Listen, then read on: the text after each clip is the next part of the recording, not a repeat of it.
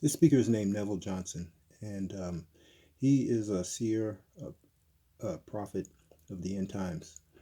That gets to walk with the Lord Jesus Christ every single day, physically see him. He has been counseled by Job. He actually has the scroll of Enoch that was inside of his body.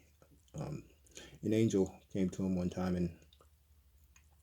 and had this big scroll. And Neville asked him what it was. He said, "Well, it's Enoch's scroll." And the angel said that he had a choice whether he wanted to eat it or whether he wanted to put them in his chest. Well, Neville didn't want to eat it, so the angel stuck the Enoch scroll into his chest. And so he's an end times last day minister that gets to go to heaven, to hell, to do different missions, translated all over the world, do different things for God. Gets to see the angels all the time. They can always come and pick him up, and it's doing all these different things for the Lord Jesus Christ. Incredible life, thousands and thousands of different stories on events that he's gone through, visions, and all these things that he's been through for the past 40 to 50 years. He's good friends with Sadhu, Sundar, Selvaraj, which is also another end times minister, and his son is Mark Johnson. And Sundar Selvaraj's brother is Stephen Francis. All those guys' links are down below, and there are also playlists on this channel if you just want to listen to them. Also, too, and keep learning about the end times, about um, the rapture, approximately when that'll be happening, tribulation, the cashless society, the new world order, one world government, um, one world religion, all of these things that are supposed to be happening in the end times here. They get you ready for what's going to, all these surprising, stunning events that are going to be happening here in the next decade. So that you won't be shocked, you won't be surprised. So, and sometimes you got to listen to the messages more than once because they're layered. Each time you listen to the message, you're going to get something out of it that you didn't get before. So keep learning and enjoy the message. Oh, by the way, go ahead and subscribe to the channel if you like. And definitely give a thumbs up so that people around the world can get this message. We are the remnant, sons and daughters of God.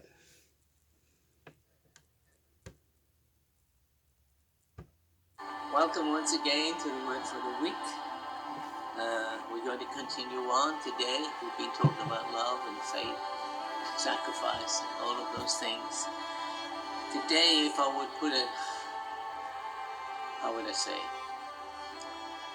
Well, what I want to talk about is no man lives unto himself. And we'll see what that means.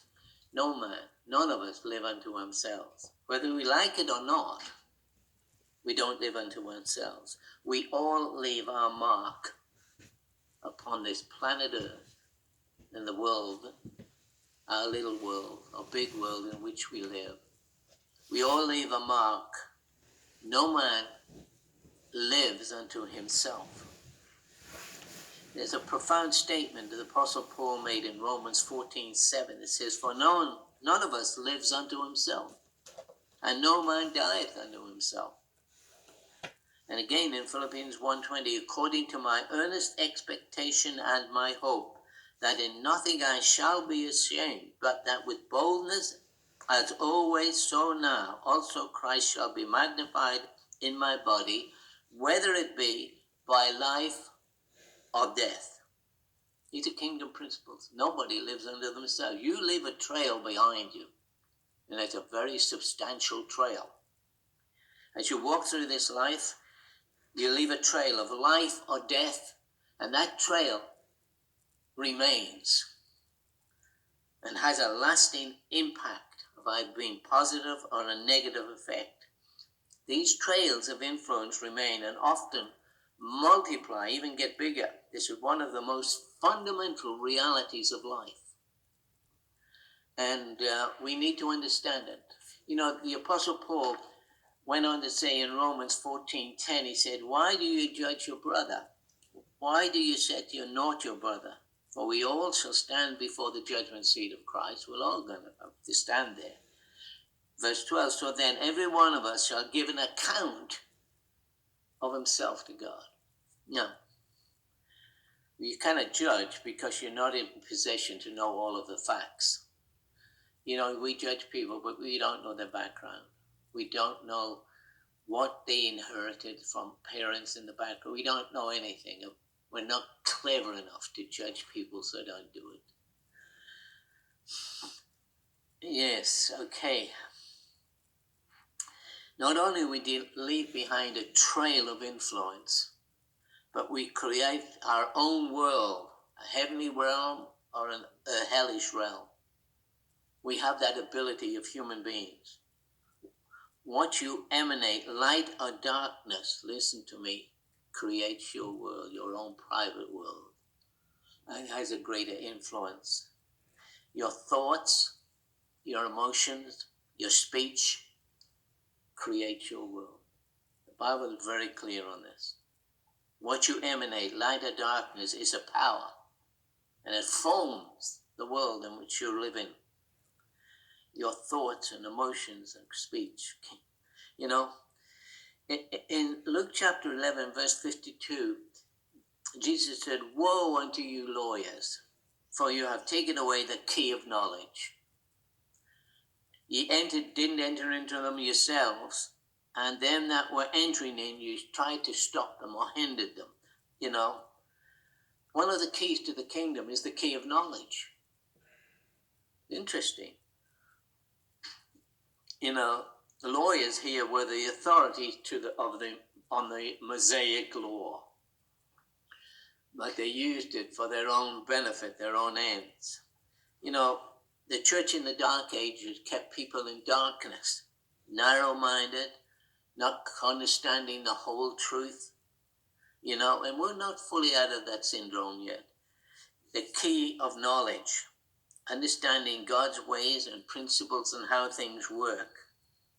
In Hebrews 11:3, through faith, we understand the worlds were framed by the word of God. So the things which we see around us were not made of things which we can see.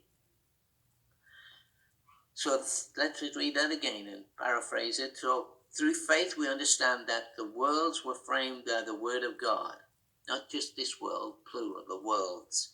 So that things which are seen, the things of this physical realm, you see me, you see yourself, you see your home, you see everything around you. These were not made of things which do appear. So what were they made of? It's interesting that the Bible makes this very clear.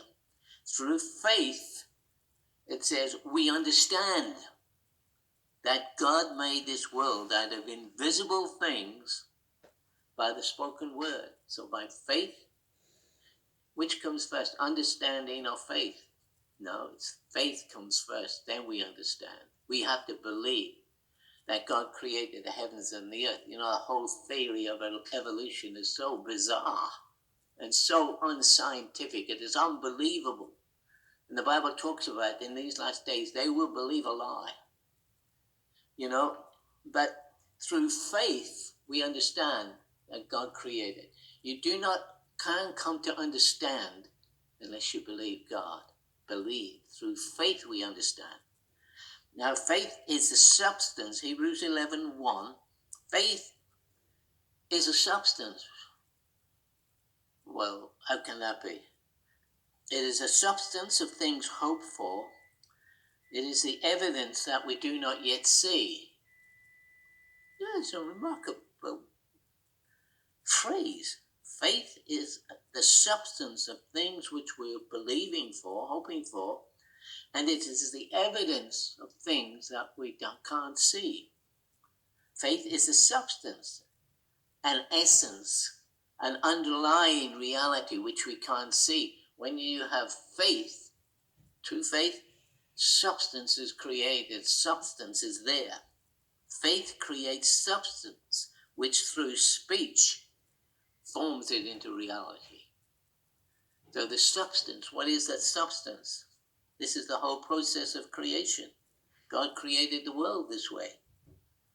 God said, let there be light, and so it was created. Genesis 1:3. Now, unbelief is also a power, which when spoken releases substance.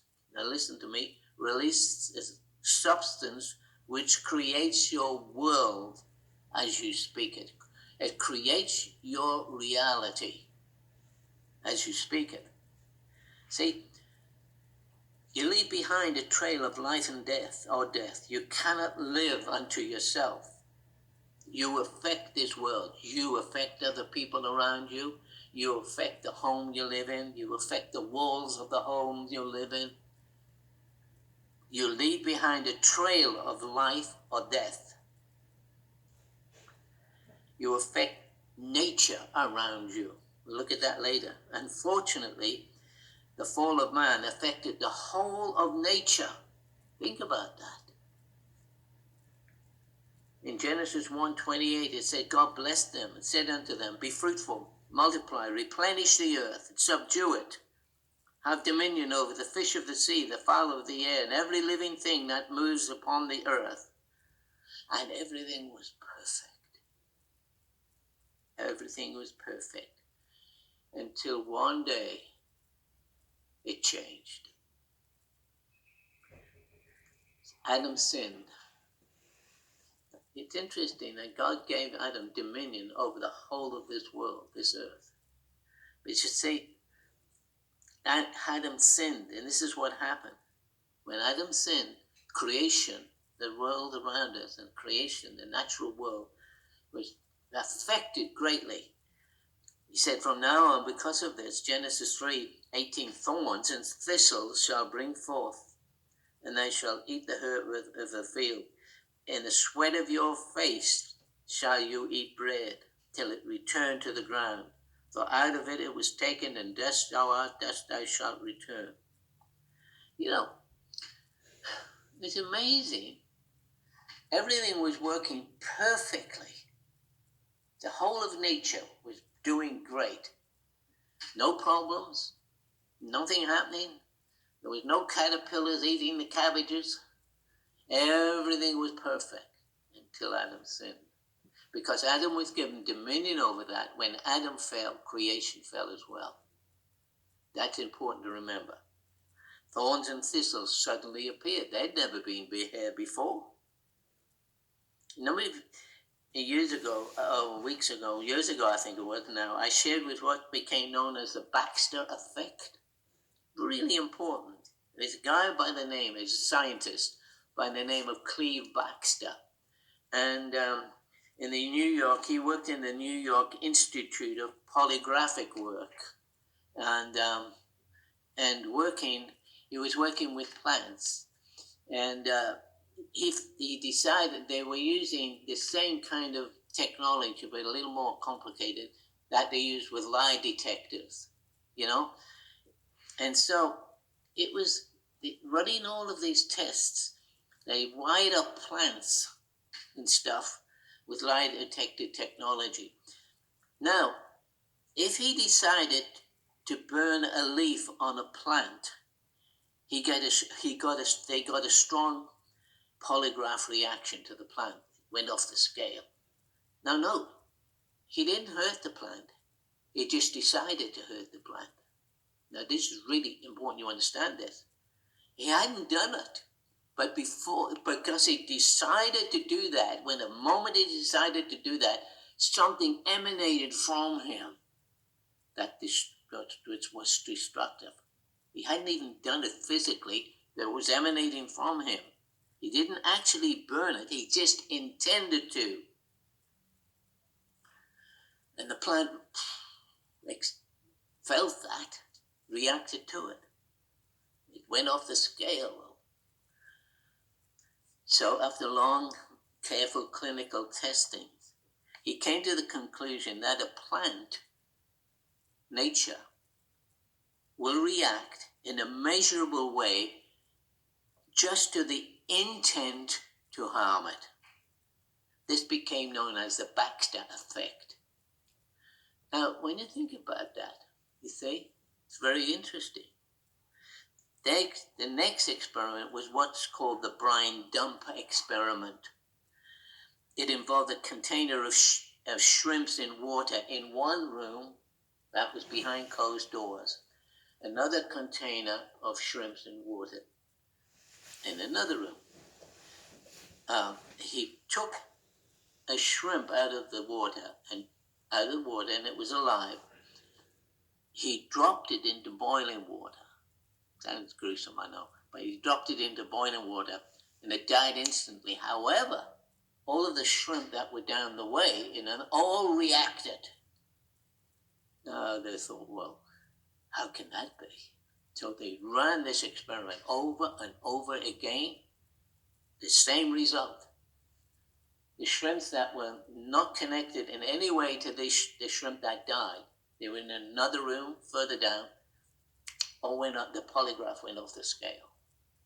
So they thought, well,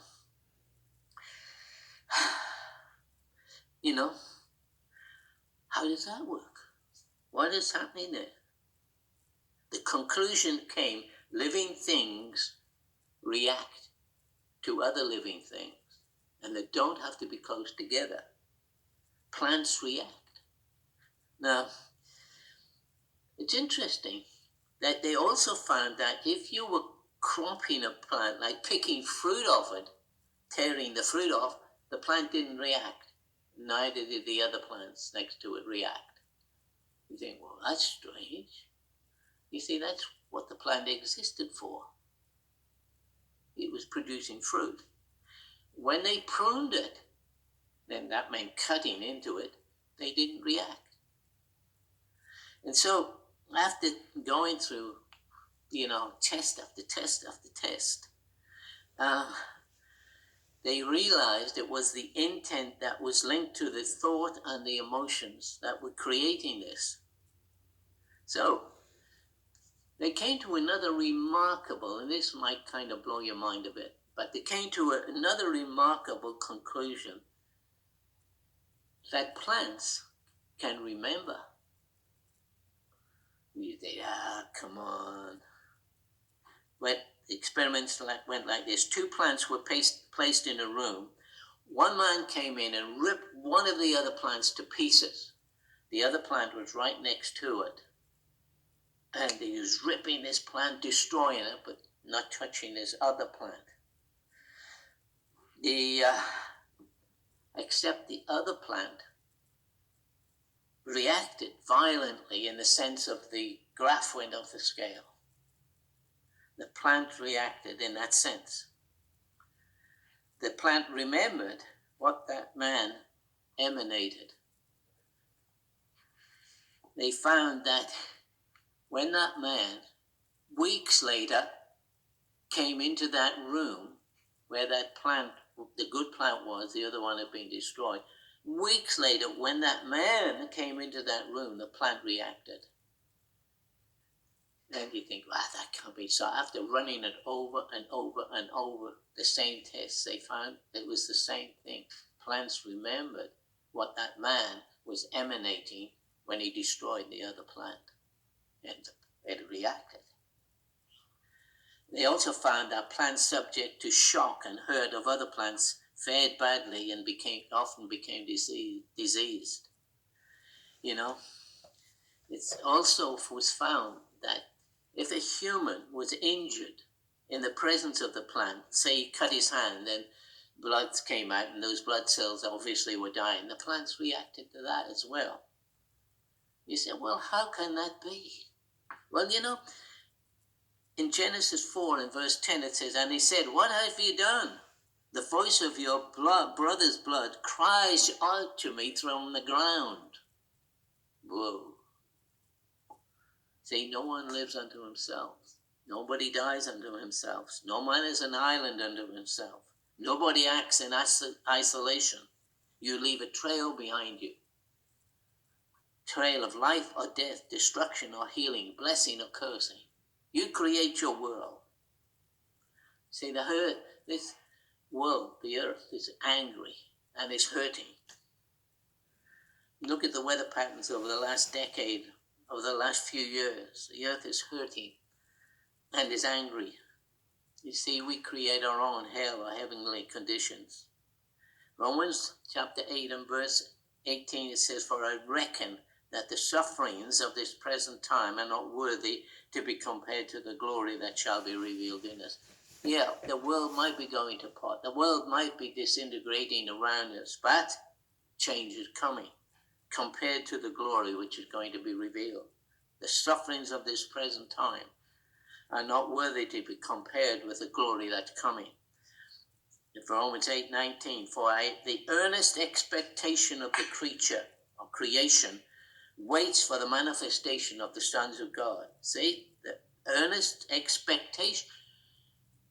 The world around us, the trees around us, the animals, and in expectation. The earnest expectation of creation. How can creation be expecting something, waiting for something?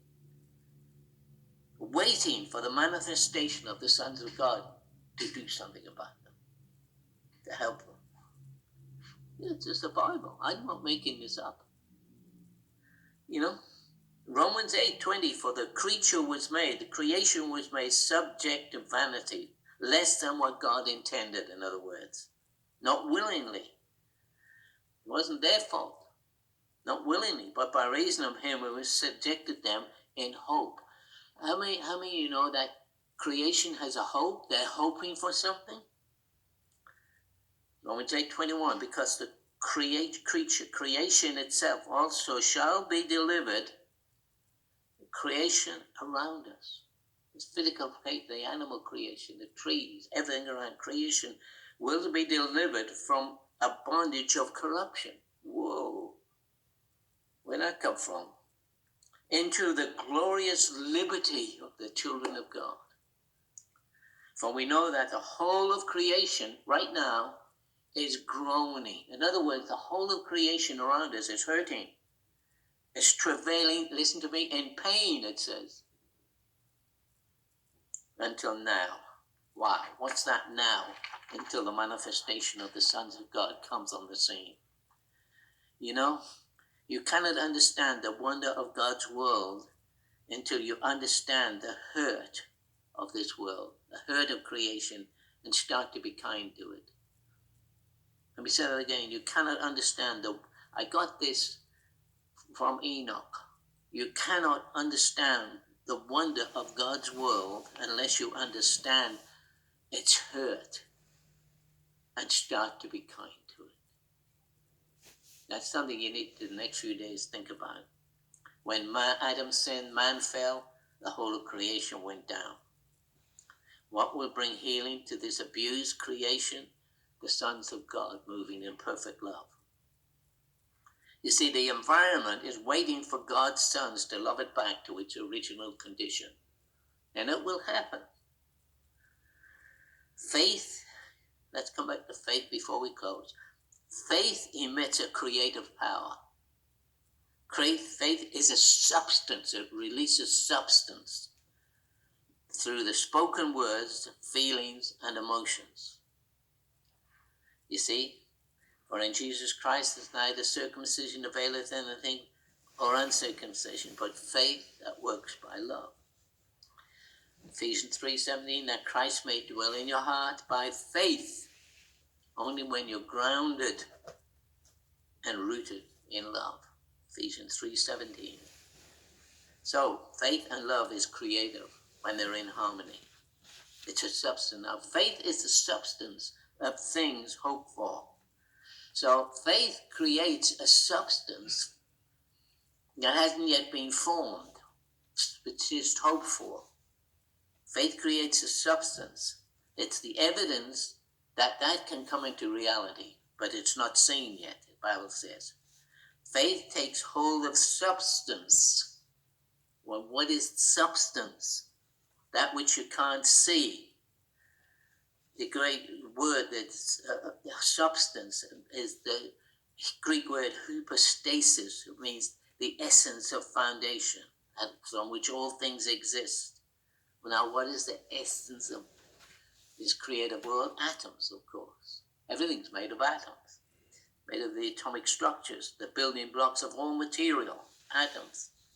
Everything in this world is composed of them, and everything is held together by the power of God. He is before all things, and by him all things continue to exist. They don't fall apart. Okay. He is before all things, held together by God. See, we know atoms can be arranged to make anything. This table, the chair you're sitting on, wood around you, everything around you is made out of atoms, formed in different ways. Molecules in the atom can be arranged to make anything, to take any kind of form. Now, faith takes hold of the atoms, that which cannot be seen, and released by faith, turned it into reality, things hoped for. You see, in Romans chapter 4 and verse 17, I'm closing now, it says, as it is written, I have made you a father of many nations, before whom he believed. All right, talking about Abraham, made him a father of many nations, which he believed. Even God, who quickens the dead and calleth those things which are not as though they were. Whoa. Okay? Calling things which do not exist as if they already exist. That's what he's saying. Speech is required along with love for God's creation, the atoms, to form into what we recall reality. Let me say that again. Speech is required. Faith, speech, connected to love, the intent, for God's creation. The atoms will form into that reality. It's interesting. Faith worketh by love, is energized by love. See, none of you live unto yourselves. We leave a trail behind us, whether we like it or not, and that trail remains. What are we doing to this world we live in? What are we doing? One another. We are made in the image and likeness of God. Humans are. We are made in the image and likeness of God, and we are made, Psalm 86, to have dominion over this world and everything in it. See, this world is groaning, the Bible says, continues to groan under the weight of sin, negative sin, violation of God's laws, cause of, all of the stuff that's happening around us. That nature is protesting. Volcanoes erupt, earthquakes. The wind causes enormous destruction. The whole of creation is hurting. The whole of creation is angry. The human race was given dominion and care of this creation in our world. Time is running out. We're living in a time of what the Bible talks about as being the last days. We're now on the brink of a whole different kind of world coming into being. No, climate change is not going to destroy this world, We do have climate change, but listen to me. Climate change has happened before, and many times. This is not something new. And it's happened when humans weren't producing all this pollution into the world. You got to be really careful what this so-called scientists are trying to tell us today. Sure, there is climate change. That's happening. You can't deny that. But what's causing it is another thing. When I consider the heavens and the work of my fingers, the moon and the stars which are ordained, what is man in all of this? You made him to have dominion over the works of his hands. Time is running out. We're coming down to a glorious 1,000 years in living in a world with a way in which God intended it, building cities that glorify God and his creation. The wolf shall lie down with the lamb, the leopard shall lie down with the kid, the calf and the young lion and the fatling together, and a little child shall lead them. That's Psalm 11, verses 5 and 6. Verse 7 says, and the cow and the bear shall feed together, their young ones shall lie down together. Can you imagine the calf lying down with a bear? And the lion shall eat straw like the ox, and the suckling child shall play out the hole of an asp, that's a snake, and the weaned child shall put his hand in a crocodile's den. They shall not hurt nor destroy in all my holy mountain, for the earth, listen to me, shall be full of the knowledge of God, how things work, and the waters that cover the sea. Nobody lives unto himself, Romans 14:7. Nobody dies unto themselves. They leave a trail. We leave our mark on this planet Earth. As you walk through life, you leave a trail of life or death which remains. These trails of influence will often multiply. We create our own heaven, our own hell around us. What you emanate, light or darkness, is the power that creates your world. Negative emotions, negative thoughts, negative speech creates hell. It's your choice, even though you aren't a Christian. It is the cause and effect, is a kingdom law. We create our circumstances. That's the kind of world we live in. And so, nobody lives unto themselves or dies unto themselves.